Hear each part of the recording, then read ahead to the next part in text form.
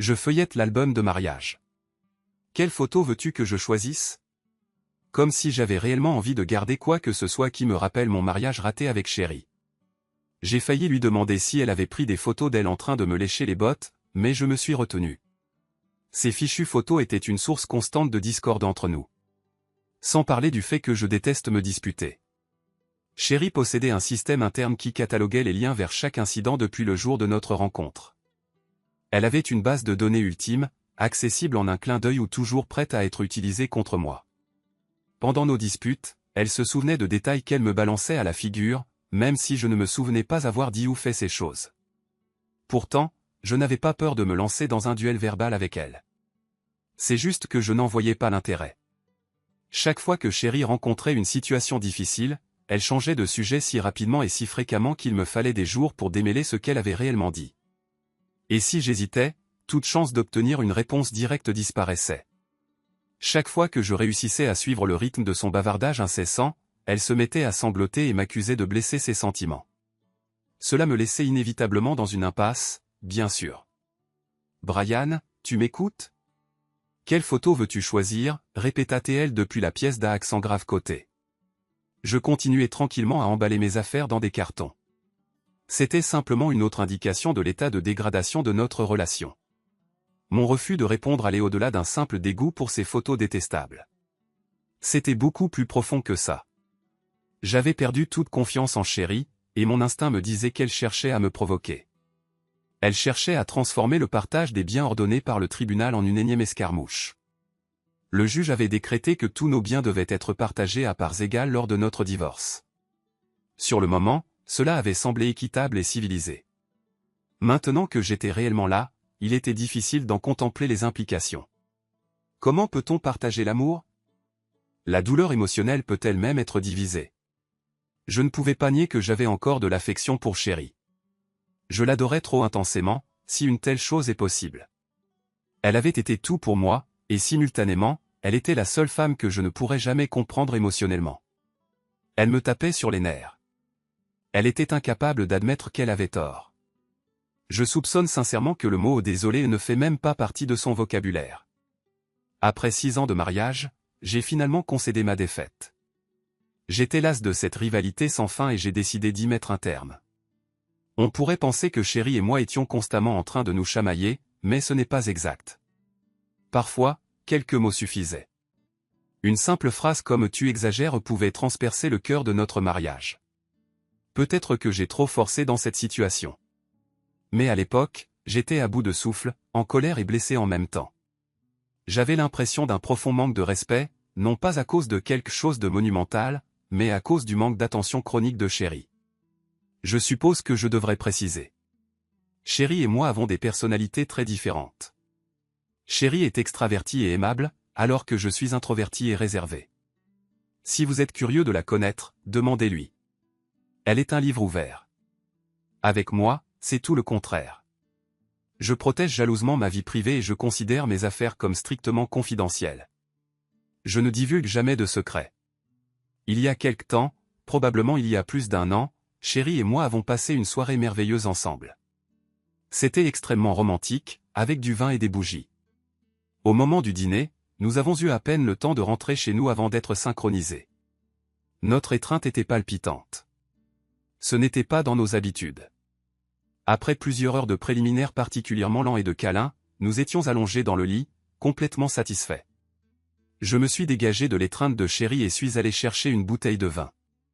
À mon retour dans la chambre, j'ai remarqué le nouvel appareil photo numérique que j'avais récemment acheté. Me sentant toujours d'humeur joueuse, j'ai emporté l'appareil photo avec le vin. Chérie était plus que disposée à poser pour moi sur des photos très séduisantes et intimes. Plus je prenais de photos, plus elle devenait excitée. Il n'a pas fallu longtemps avant que l'appareil photo ne soit mis de côté et que nous fassions l'amour avec ferveur.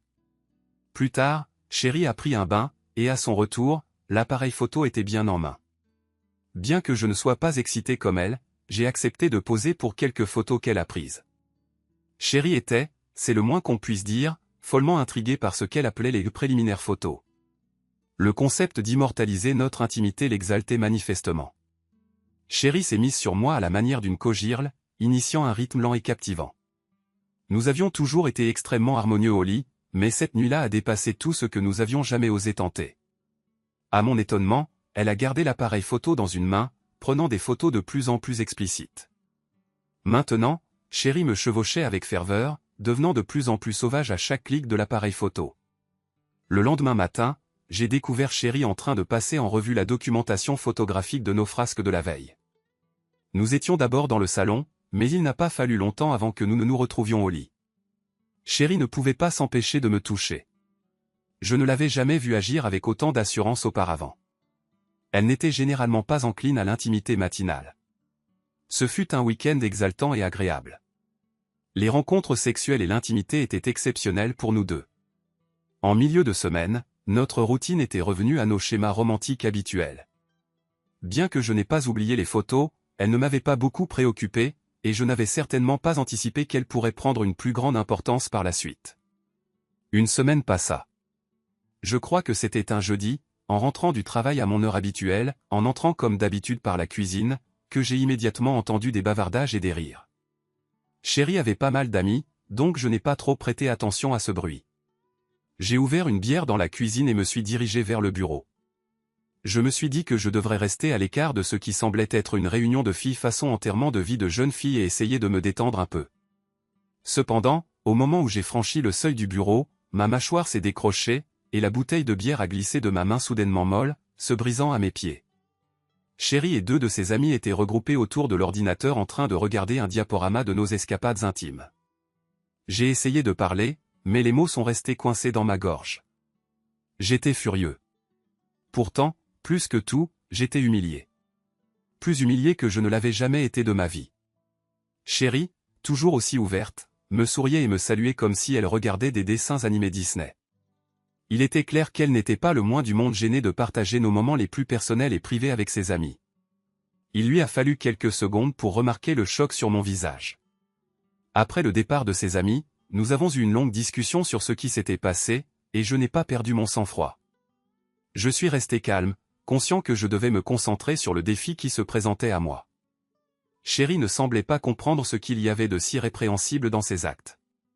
Elle était fière des photographies et ne voyait aucun inconvénient à les montrer à ses amis. À ce stade, vous devez tenir compte de ma nature réservée pour comprendre ce que j'ai ressenti. Ce n'était pas tant ce qu'elle avait fait, mais le mépris total de mes sentiments qui me dérangeait.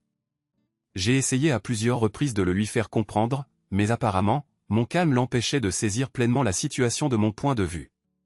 Peut-être aurais-je dû la confronter plus énergiquement, mais j'étais résolu à ne pas laisser la situation dégénérer en une querelle qui ne mènerait à rien. Finalement, elle a promis de ne plus montrer les images ni d'en parler à qui que ce soit. Cela ne s'est pas déroulé comme je l'avais espéré, je n'ai pas obtenu la résolution que je cherchais dans cette conversation. Et ce dont j'avais besoin, c'était d'excuses, mais nous n'en étions pas proches. Bien sûr, j'aurais pu le dire directement, mais réfléchissez à ceci. Quelle est la valeur ? C'est comme s'acheter un cadeau de Noël qui manque de sincérité. Pendant environ une semaine, j'ai lutté pour surmonter la situation, finissant par céder et en prenant le chemin de la facilité. En conséquence, Chérie n'a rien appris, et j'étais entièrement insatisfait de la façon dont les choses s'étaient déroulées. Je me suis juré que la prochaine fois que nous serions en désaccord, je ne laisserais pas passer. Je ne permettrai pas que notre prochain malentendu disparaisse sans être abordé. Malheureusement, le round final est arrivé plus tôt que prévu. Chérie et moi assistions à une réunion de famille chez ma sœur.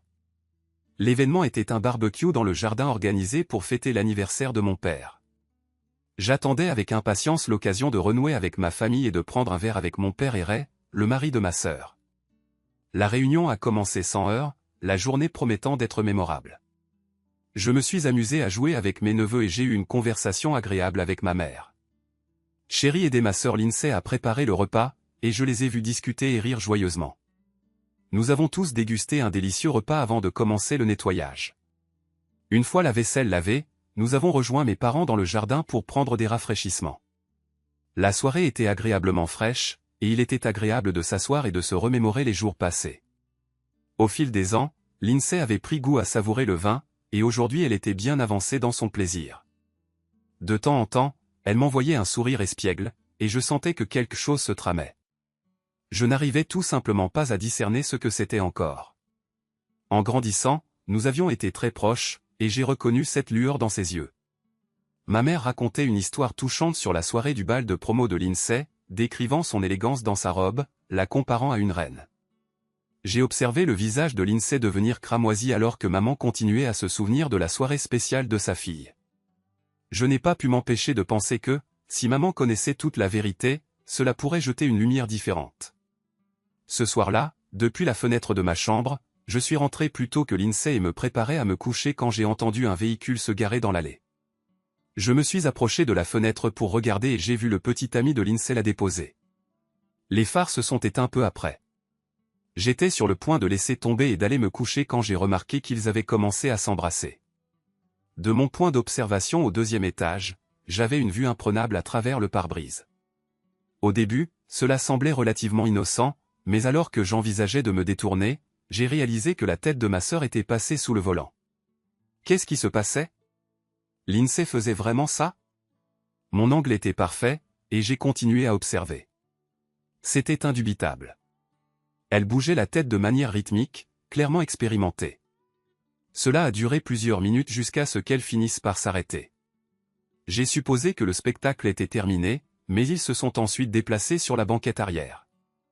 Je les ai brièvement perdus de vue depuis ma fenêtre, mais assez vite, les jambes de l'INSEE dépassaient de la vitre de la voiture, et leurs mouvements vigoureux indiquaient qu'elle prenait un plaisir évident. Ce souvenir a refait surface lorsque maman a terminé son histoire, mentionnant qu'elle n'avait pas dormi non plus cette nuit-là. L'INSEE a rougi intensément alors que nous rions tous d'elle parce qu'elle s'était fait prendre, bien qu'elle n'en ait pas eu conscience jusqu'à présent. J'étais reconnaissant que maman s'abstienne de raconter mes propres exploits passés pour rendre l'embarras. L'INSEE a bien pris la taquinerie, même si j'ai senti qu'elle n'était pas entièrement ravie d'être au centre des blagues. L'étincelle dans ses yeux suggérait que quelqu'un d'autre allait bientôt en faire les frais. Aussitôt, elle a rempli son verre de vin, et alors que la conversation s'interrompait, elle a lâché la bombe qui a brisé mon mariage. « Alors, Bri, à quand les photos ?» demanda-t-elle innocemment. « Quelles photos, ma sœur ?» rétorquai-je, simulant l'ignorance parce que, honnêtement, je ne savais pas ce qu'elle insinuait. « Oh, tu sais, celle dont Chéri a parlé, ironisa-t-elle. J'ai jeté un coup d'œil à Chéri et j'ai remarqué que son sourire s'évanouissait. Mince, ses yeux m'ont propulsé sur mes pieds, me motivant presque à faire quelque chose d'inédit dans ma vie, frapper une femme. Et pour la première fois, je n'ai ressenti aucune honte à nourrir de tels sentiments. J'étais enragé, absolument furieux contre ma femme d'avoir brisé le pacte que nous avions conclu de ne plus jamais parler de ces photos infernales. Dans un accès de colère, j'ai lancé ma bouteille de bière contre la clôture, la regardant se briser en fragments, tout comme la confiance que j'avais autrefois placée en Chéri. Brian, c'était juste une plaisanterie, tenta l'INSEE pour calmer le jeu. Ne te mêle pas de ça, ai-je rétorqué. Tu n'as pas idée de ce que tu dis, ai-je répondu sèchement. Chéri a reculé, et c'est alors que mon père est intervenu, cherchant à reprendre le contrôle avant que la situation ne dégénère. Allons, mon fils, calme-toi. Tu te fais une montagne d'une taupinière. J'ai senti mon visage s'empourprer immédiatement. Réagir de manière excessive? C'est ton point de vue? J'ai explosé. Alors restez pour le spectacle complet parce que vous n'avez encore rien vu. Vas-y, trouve ça amusant. Profitez en tant que vous le pouvez, car demain, cela ne semblera plus aussi amusant. Chéri, je suis épuisé par toi et ton apparente indifférence à tout. Brian, pouvons-nous en discuter en privé? Supplia Chéri. Pourquoi?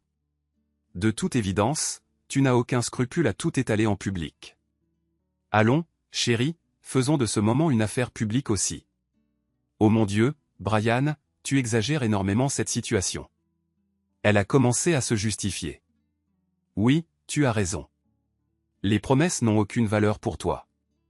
Tout cela a été vain. Maintenant, écoute attentivement ce que je vais dire, pour qu'il n'y ait pas de confusion. C'est fini, pour de bon. C'est terminé, et j'ai l'intention de te quitter.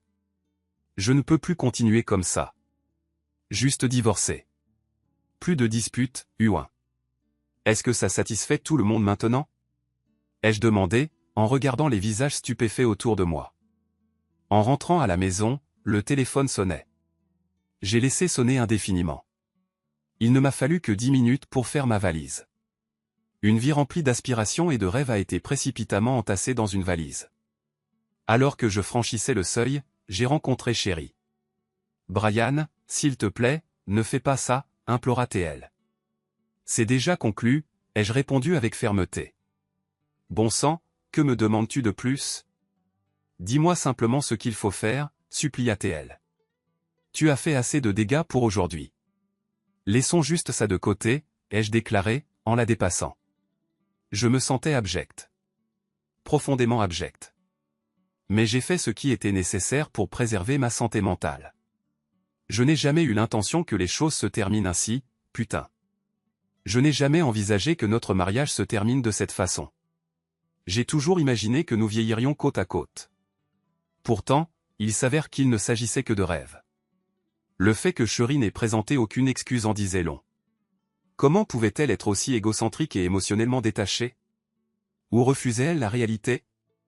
Comme si vous ne ressentez pas de remords, vous n'êtes pas obligé de vous excuser? J'aurais peut-être pu tout lui clarifier. J'aurais peut-être pu détailler ses offenses et les mesures nécessaires pour les rectifier. Mais cela aurait-il réglé le problème de fond? J'en doute. Chéri devait en être témoin elle-même et surtout le reconnaître en elle-même. Sinon, elle continuerait à me reprocher les choses. Et cette fois, je n'étais pas disposé à reprendre ce rôle. La chambre de motel était glaciale et dépourvue de vie, à l'image de mon existence.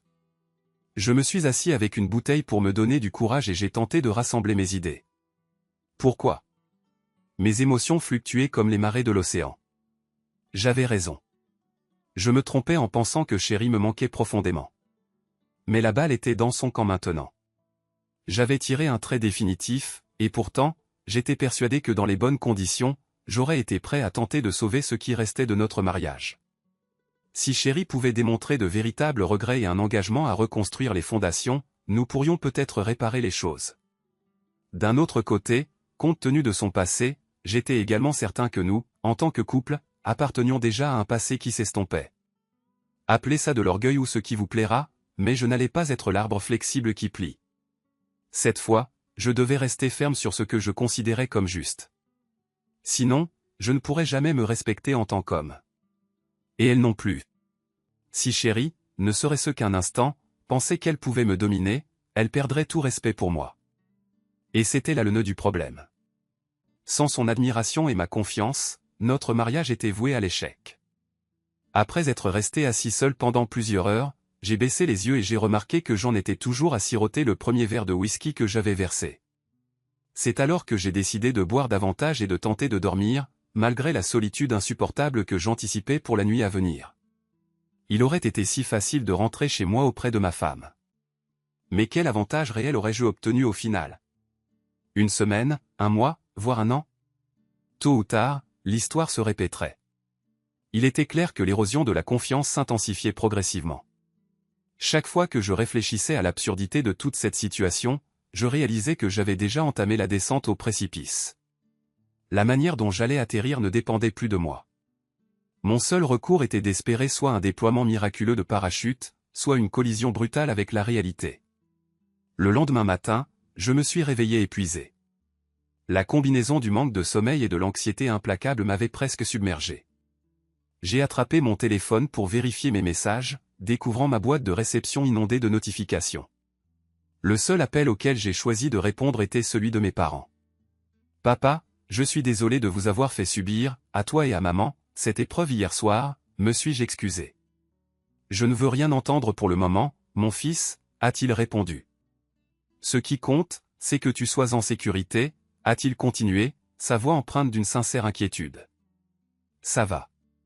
Dis à maman de ne pas s'inquiéter, l'ai-je rassuré. Je ne veux vraiment pas en parler pour le moment. Mais je viendrai vous voir dans quelques jours et j'essaierai de tout vous expliquer, ai-je expliqué. D'accord, Brian, on se voit alors. Ta sœur est juste là. Elle voudrait te dire quelque chose, a ajouté papa.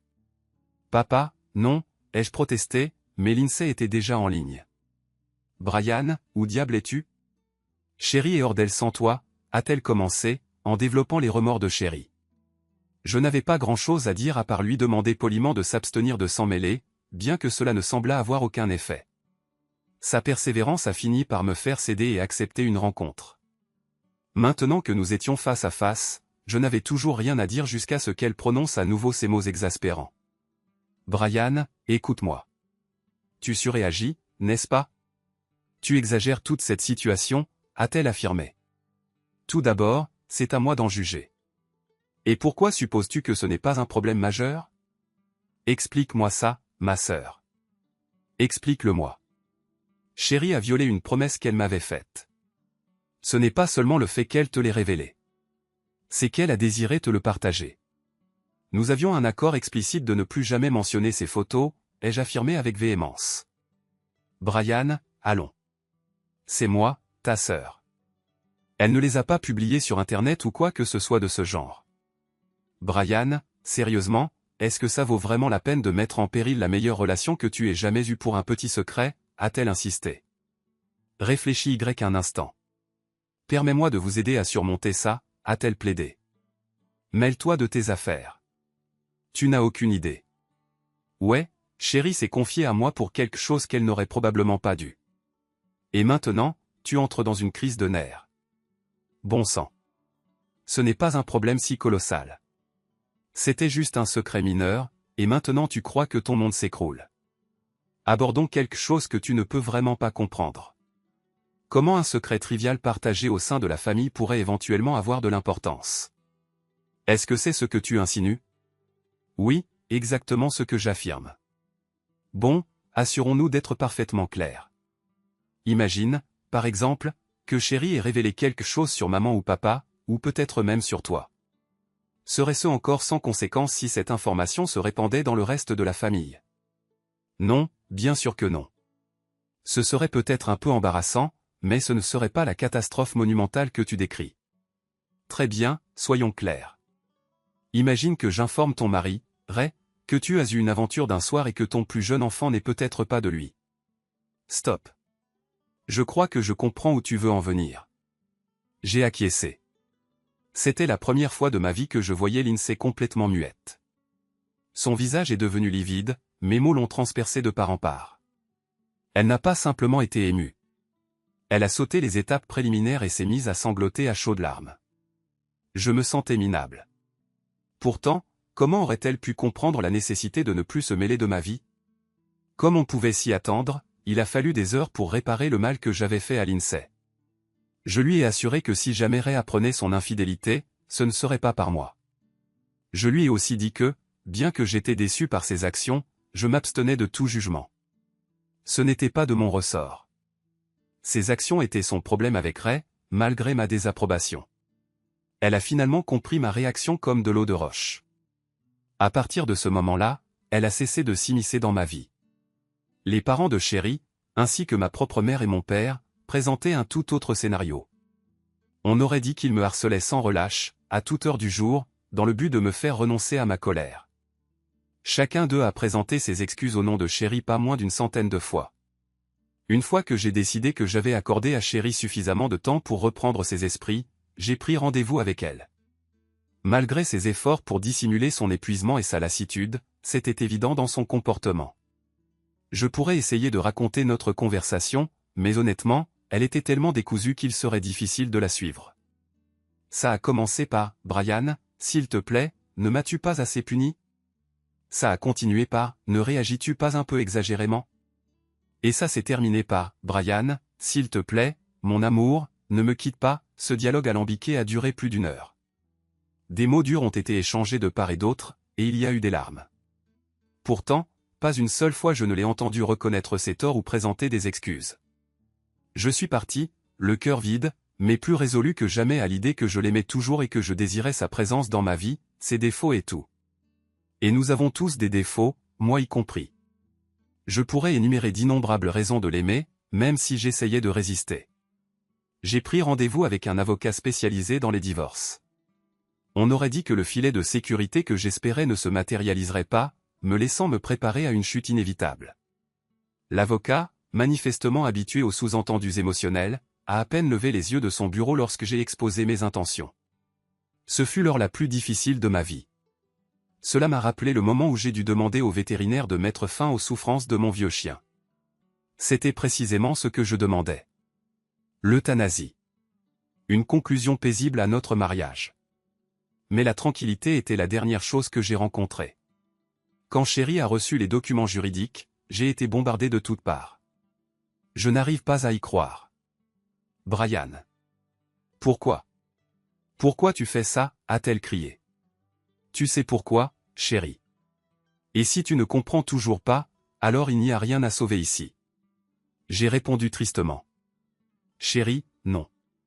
Ne gâche pas ça pour nous. Je ferai tout ce que tu me demanderas. Dis-moi juste. Dis-moi juste, a-t-elle sangloté. Entendre son appel désespéré m'a brisé le cœur, me faisant me sentir absolument abject. Cependant, je ne pouvais plus continuer à supporter la vie que nous avions autrefois partagée. Dans le passé, j'évitais généralement les confrontations. Certains pourraient interpréter mes actions actuelles de la même manière, mais cette situation était différente. Cette fois, je me battais pour notre mariage d'une manière inhabituelle, un changement dont nous avions tous les deux besoin pour survivre. Nous devions traiter la cause profonde, et non seulement les symptômes. Si je cédais maintenant, la corruption qui érode l'essence de notre relation ne ferait que s'intensifier et finirait par tout détruire. À son crédit, Chérie s'est farouchement opposée au divorce. Elle n'a pas contesté le partage 50-50e proposé. Elle a plutôt refusé catégoriquement d'accepter le divorce, quelles que soient les conditions. Et même si les seuls vrais bénéficiaires étaient les avocats, j'ai quand même ressenti une certaine fierté envers elle. D'une certaine manière, Lindsay était le seul membre de ma famille à me soutenir.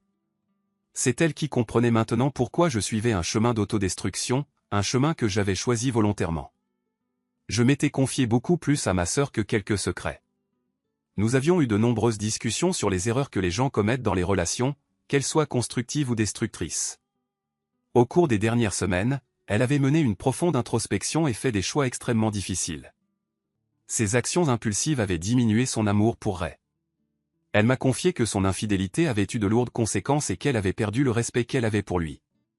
Bien qu'elle ait réalisé que ses aveux à Ray pourraient défaire leur famille, elle ressentait le devoir, envers son mariage, d'être honnête car l'honnêteté était primordiale. La résolution de Lindsay m'a incité à sonder ma propre intégrité. Étais-je en train de me transformer en quelqu'un comme Chérie? Quelqu'un déterminé à triompher à n'importe quel prix? Non. Absolument pas. Même si les apparences pouvaient initialement suggérer le contraire. Il ne s'agissait pas de triomphe ni de déterminer qui avait raison ou tort. Il s'agissait de responsabilité et de la volonté de l'assumer. C'est là que ça m'a frappé, en discutant avec Lindsay. Chérie et ma sœur avaient d'étonnantes similitudes. Toutes deux étaient des enfants gâtés qui avaient toujours obtenu ce qu'elles voulaient. Ce n'était pas de la méchanceté délibérée. Cela venait plutôt d'habitudes qu'elles avaient acquises pendant leur enfance. Leurs mots et leurs larmes leur permettaient toujours d'obtenir ce qu'elles désiraient. Pour parler clairement, personne ne les avait jamais confrontées avec détermination. Personne n'avait osé prononcer le mot non. Mais moi, j'avais choisi de faire face à la situation. J'avais finalement décidé de refuser. Chérie comprendrait-elle?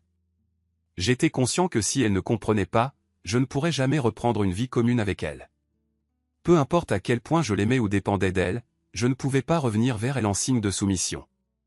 Au fil des semaines, mon optimisme a commencé à s'étioler. Une impasse.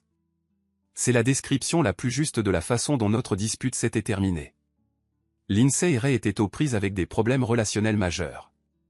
Au moment où elle a tout révélé à Ray, il a perdu le contrôle et l'a mise à la porte. Pendant un certain temps, les perspectives ont semblé particulièrement sombres. Néanmoins, Lindsay a persévéré. Elle a assumé ses responsabilités et exprimé ses regrets. Au moins, ils ont repris la communication, ce que je ne pouvais pas dire de Chérie et moi. La dernière fois que j'ai rencontré Chérie, c'était à sa demande. « S'il te plaît, Brian, ça ne doit pas se terminer comme ça, m'a-t-elle supplié. Il était difficile de supporter ses supplications. J'avais toujours su que si j'exprimais mes désirs, elle les satisferait. Pourtant, je comprenais aussi à quel point ses promesses sembleraient creuses. Tu connais la profondeur de mon amour pour toi. S'il te plaît, mon chéri, donne-moi une autre chance. Elle sanglotait. On aurait dit qu'elle approchait des sentiments que j'attendais, mais elle n'y est pas parvenue. 2 mots seulement, et je lui aurais accordé cette chance. Si elle avait simplement dit « Je suis désolé », j'aurais immédiatement arrêté la procédure de divorce. Brian ? Brian, tu m'écoutes ? Tu veux des photos, m'a-t-elle demandé, se tenant à côté de moi. Non, elles sont à toi, ai-je presque murmuré. Garde-les. J'ai regardé le mur, ne percevant rien, ressentant un vide intérieur. C'était la fin, n'est-ce pas? Tout ce qui restait de quelque chose que j'avais autrefois considéré comme sacré et précieux. C'est ce que je ressentais. C'est difficile à exprimer. C'est comme un homme qui vient de sauter la vie, et son âme se tient à côté de son corps, regardant vers le bas, se demandant s'il existait une autre solution, un moyen de rectifier la situation. Et maintenant, il est irrémédiablement trop tard, n'est-ce pas? L'arme à feu est encore chaude, mais la blessure est trop profonde pour arrêter le saignement. Trop, déraisonnablement trop tard. Je suis désolé, Brian. Pardonne-moi, s'il te plaît, a chuchoté Chérie. Trop tard, n'est-ce pas? Ou pas? Peut-être qu'il n'est jamais trop tard pour prononcer ces mots cruciaux.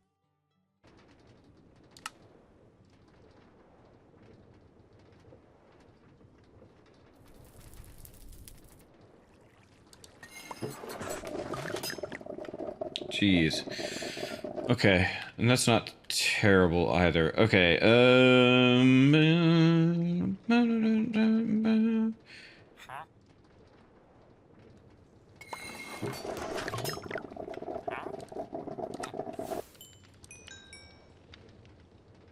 Alright, we'll get the full stack. It's fine.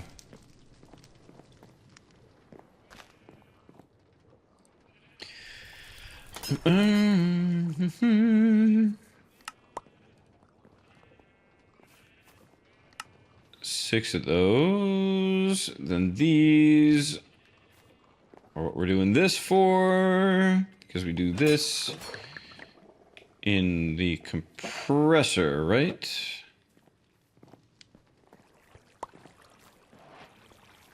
Ba-do-ba-ba.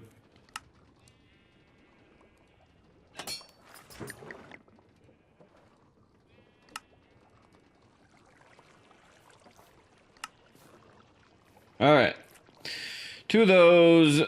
Pressure tube in the middle. Thermopneumatic processing plant. Let's go. Trying to say that 3 times fast is what it says. I couldn't even do it once.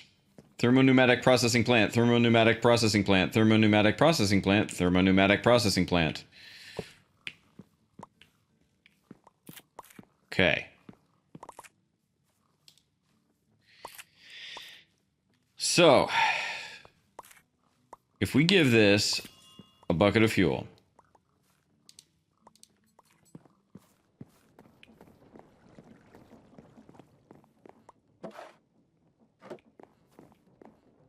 have you started off with some canola?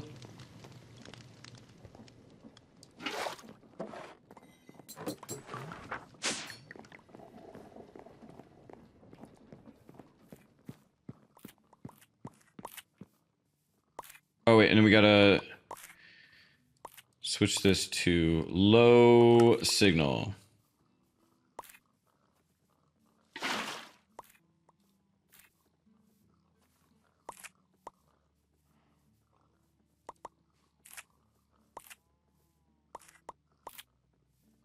Oh, wait, what?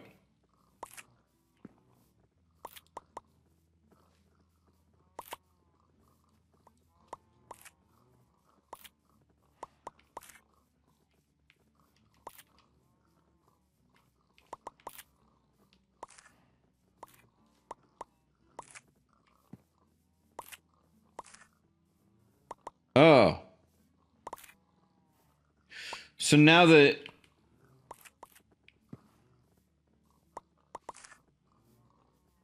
Okay.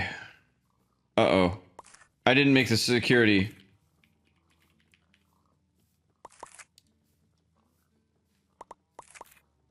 I don't have any obsidian.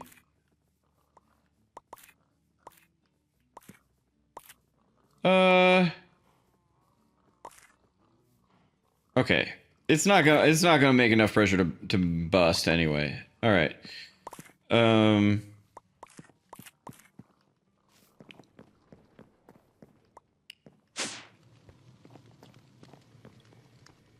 am I gonna go about making obsidian?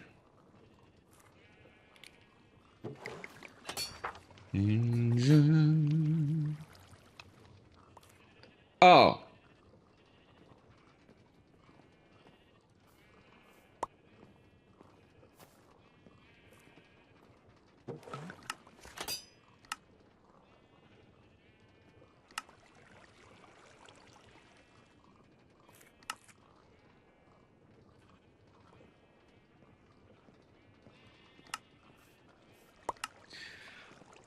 So we can use the little accumulator thing. We've got these crystallized lava. Got a lot of them.